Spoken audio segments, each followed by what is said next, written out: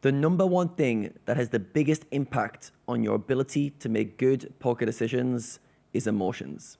You may think that you're a perfectly logical, reasonable decision maker, but in reality, most of our decisions are made by how we feel.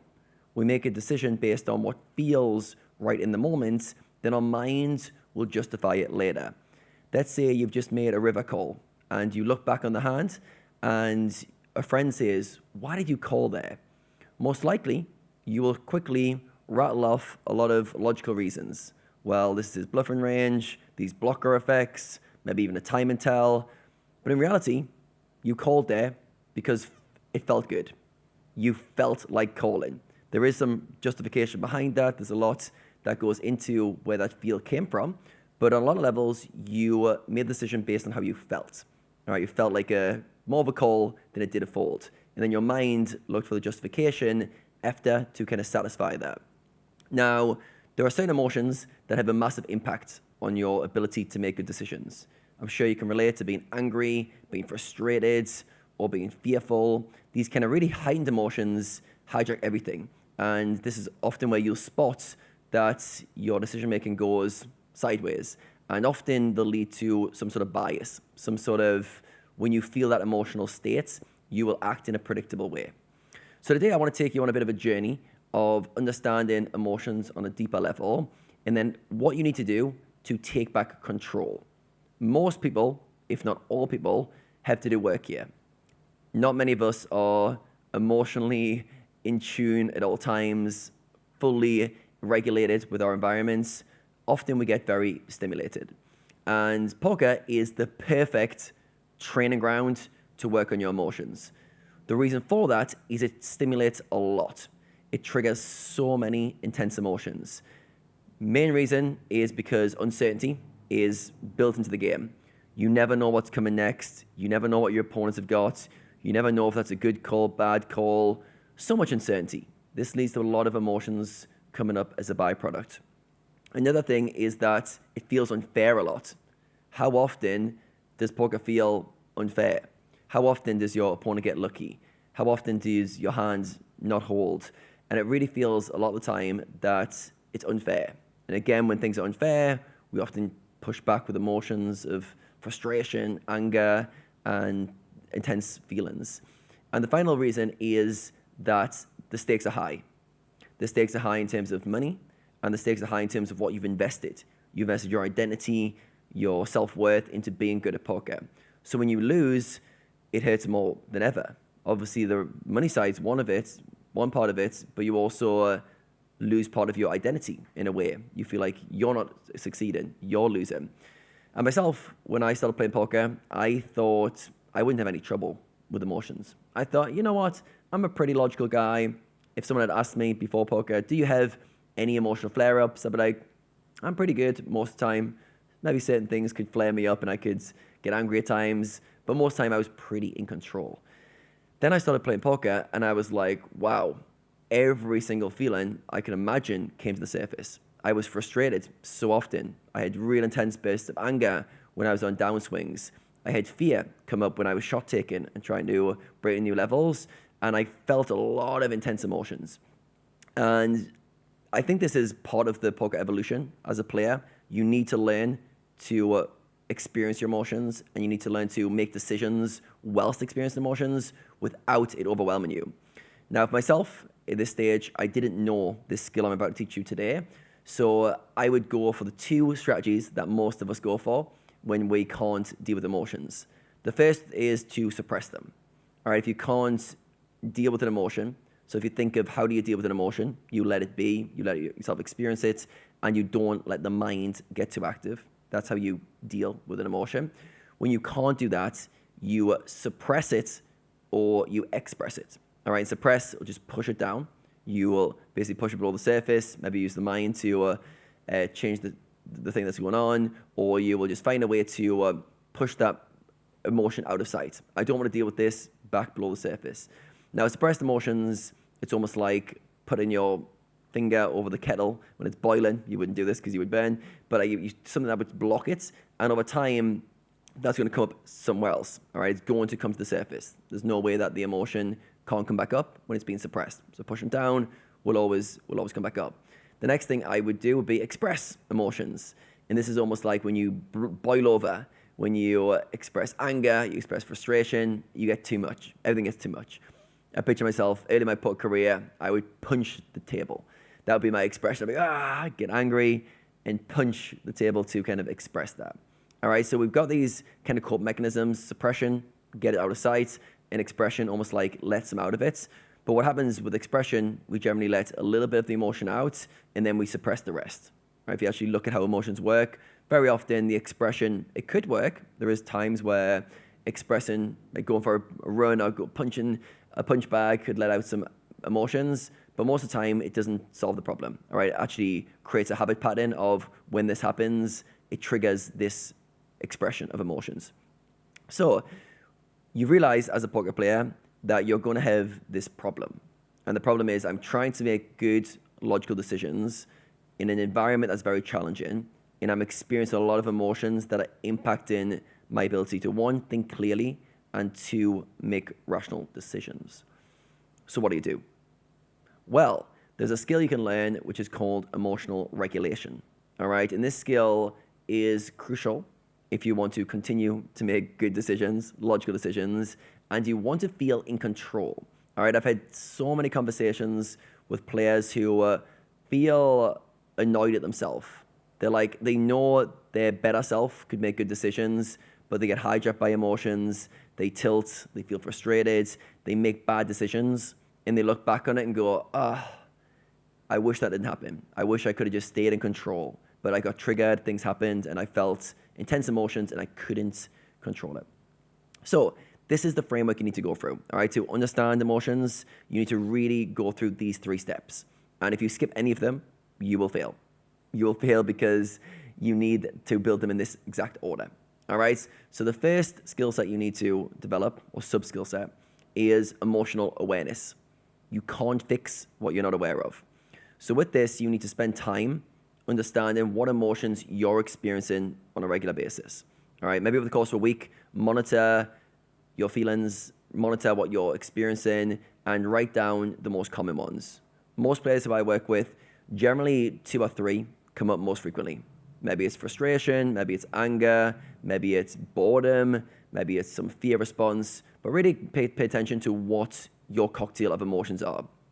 With that, really understand how they feel for you, all right? So everyone has a similar experience, but also we have a very personal experience. So frustration to you might feel very different to frustration to me. So write down in your body how it feels sensation-wise, also what thoughts go with that, what are some of the thought patterns you have when you feel that emotion, and really try to embody the experience of what it feels like. All right, we need to almost like really map out for you personally, what are the main emotions that are currently bothering you or are currently coming up. And these are the ones that you're probably suppressing or expressing, and you haven't found a way to deal with them yet, right, in a good way. All right, so that's step 1. Build that framework, build your emotional awareness. If you can't put labels on stuff, that's a good sign that you need to really work on understand emotions better, all right? And there is kind of a skill set you can do to allow yourself to be more engaged with emotions, but we'll skip that for now. I'll assume that you're able to at least identify common emotions that you're experiencing, and you can put some sort of rough label on that. Once you've done that, the next thing you need to do is understand triggers, responses, all right? So what things trigger you, all right? Everyone has their own triggers. Working with many players now, I see the most common triggers are losing, bad beats, making mistakes, and some form of things not being fair, all right? So making mistakes is kind of the more personal, you did something wrong that you feel like you did, and then you've got the unfairness. Opponents get lucky, opponents cooler you, and then we've got on top of that the kind of just losing in general. All right, so have a think for yourself what triggers you. And some people have very kind of threshold triggers. So 2 or 3 bad beats is fine, but the 4th one or the 5th one, it's like a tipping point. You get to a tipping point, and then boom, that's the trigger. All right, and the trigger is the moment where your emotional state changes, often dramatically. All right, so understand your triggers. What are your most common triggers? So now once you've done this, you've got this kind of understanding of this trigger. Let's say it's the 4th bad beat in a row, or it's on a downswing of X amount. we understand the emotion, so we now link it to the emotion you feel. All right, so we've got this kind of what you're experiencing. And the next thing is to map out the response. What happens next? All right, how do you act? So when you're frustrated and you have 4 bad beats, how does that impact you? If it doesn't impact you, and you're like, I just get on with my game, play poker perfectly, great, who cares? Move on. It's not a big deal. But most of the time, the reason you're watching this video and the reason that this matters to you is you know that isn't what happens. You actually start deviating what you do. All right, in very predictable ways. The emotion leads to a thought pattern, which leads to a way of thinking, so acting. So look for yourself, what are the actions that you're currently taking? And you'll find either you're taking more risks, you're calling down wider, you're taking high variance spots, or you're probably going the opposite way. Maybe you're being too passive, maybe you're passing up on bluffs, and you're leaking by being more passive. All right, so really think for yourself, what are your tendencies? And map them out, really flesh them out as in-depth as possible. Look over the last week that you've played and really flesh out the decisions you are making whilst experiencing these emotions. It's super important to do this work. You've really got to get in tune with the emotions, understand them on a higher level if you want to fix them. If not, if you skip this step and go, yeah, I kind of know my triggers, but you don't do the deeper work to explore them, they'll always override you. They'll always just be too strong. You'll not have enough awareness to actually fight back. All right? So that's the second step. And the third step is where you start to do the work. And this is about changing the meaning that you give the event. All right, I call it disarming the bomb or reprogramming the response. So if you look at how emotions run, all right, our minds and emotions are kind of intertwined. What comes first is debatable. Some people say the feeling comes first, then the thought. Some say the thought and the feeling.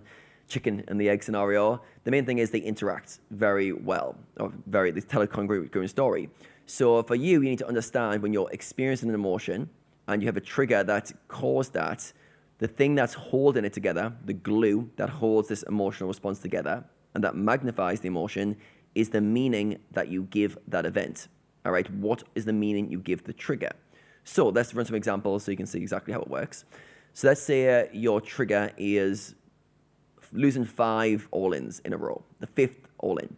Now, if we looked at why that's a trigger for you, we'd see that something happens when the 5th one trigger hits, or the 5th all-in is lost.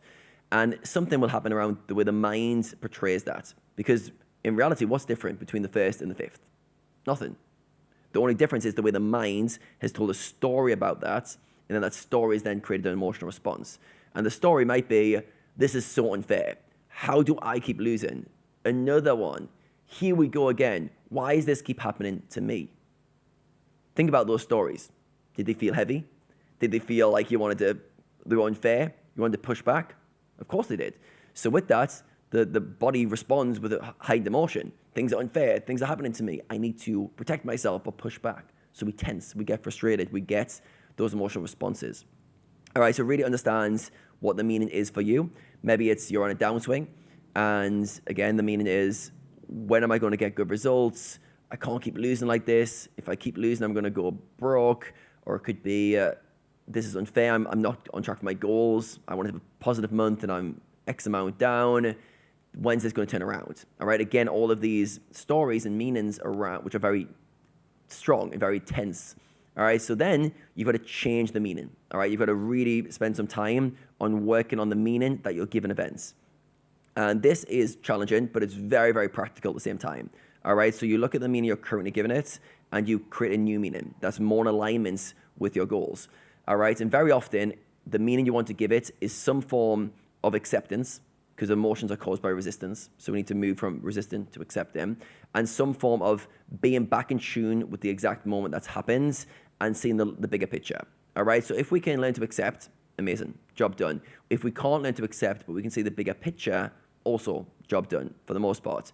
So with that losing, let's say losing 5 in a row, a few things you could work on. One could be like, this is just variance. This happens to everybody. It's no big deal. I can handle this. And then that could be a form of acceptance, all right? And then we could also say, my long-term goals are to be a winner over the next year or so. These 5 buy-ins mean nothing to my long-term results. And you zoom out and see this kind of bigger lens, all right? So we're trying to find a reframe that works for the situation. There's lots of things you can do here, and it's very good to play around with certain kind of different things for yourself. But the main thing is to come up with something that disarms the bomb. All right, disarms the kind of intensity of the emotion. Then what you need to do as you're playing poker, watch for that emotion coming to the surface.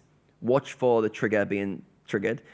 Watch for the meaning, the mind coming out of line and going, here we go again, I'm so unlucky. And the second you spot that, you've got to learn to switch it for the new meaning. All right, it's this game of getting in reps of the new meaning. All right, and as soon as you get that alignment, you understand like, okay, what really happened is I lost the pot. It's not a big deal. The mind tries to create a strong story narrative. I'm going to reject that narrative and inject again the stronger narrative. I'm going to keep working on accepting over and over and over again, because once you accept, you don't resist and life is easy. And that is the work, all right? And when I work with players, we spend a whole week on this skill set and a whole week on understanding the emotions you're experiencing, understanding the triggers that are causing you problems, and then working on this reframing structure. And this is where you really need to spend a lot of time on disarming each emotional response. Now, you'll find for yourself, you've probably got 2 or 3 emotions you're experiencing, and you've probably got 2 or 3 triggers that work independently, all right? Like maybe they trigger you in different ways that they need to be addressed independently, all right? But this is the framework, and once you go deep into this and you understand, emotions aren't these random things that just happen, that take over me. You actually can regulate your emotional response, and I call it emotional regulation because you want to calibrate your response to the situation. Emotional control implies that we're trying to be rigid and control emotions. We're not doing that. We want to regulate them. So regulate means when things get too intense, we dial it down. When things are intense enough, we dial it up. All right, so we're trying to find a way to correlate our emotional landscape to our environment, which is for you as a poker player, to allow you to make good decisions. And you realize when you can't do this, no big deal. You just haven't developed the skill of emotional regulation. And if you haven't and you're all over the place, if you're watching this going, this sounds good, but Adam, honestly, I'm all over the place with my emotions. I have tilt, I have all these intense stuff, and I listen to this, but then I go playing, I get overwhelmed. All you need to know is this is a skill that you can learn. Anyone can learn the skill. You might have a harder baseline at the beginning, but it's a skill that you can definitely 100% learn and get very good at understanding your emotions, accepting emotions, and playing good poker despite all the uncertainty, despite all the unfairness, and despite all the intense emotions that come from the stakes you're playing and the identity that's attached to that. Now, if you'd like to work on the skill deeply and you want to have a framework that we actually spend enough time on solving this problem, because one thing poker players struggle with is they watch a video like this and they think, yes, this is great, but you don't actually dedicate the time to training the skill for long enough to actually get good at it. It's like someone watching a gym workout and going, yeah, that was great, but did you train that for the next 8 weeks to get strong at that exercise? If no, then it doesn't really help. So if you're interested in going deeper, I've got a Poker Athlete Bootcamp coming up in a few weeks' time. You can apply for one of the spots in the application below. This is the skill of emotional regulation, which is the second skill. We work on week 2. We do a full week. You'll be working on this with myself, doing live coaching sessions, and 10 other players will be going through the program with you. This creates a lot of accountability, but also a shared experience. And I found for working on deep mindset skills, deep emotional skills, it's really good to do it with other people. It's really good to realize you're not alone. You're not the only person struggling with this, and other people are also going through their own journey. And we can correlate our experiences, but also come with solutions together to help you solve your unique experience. All right, so if you would like a more hands-on approach, apply for one of those spots below, and I'll see you guys in the next video.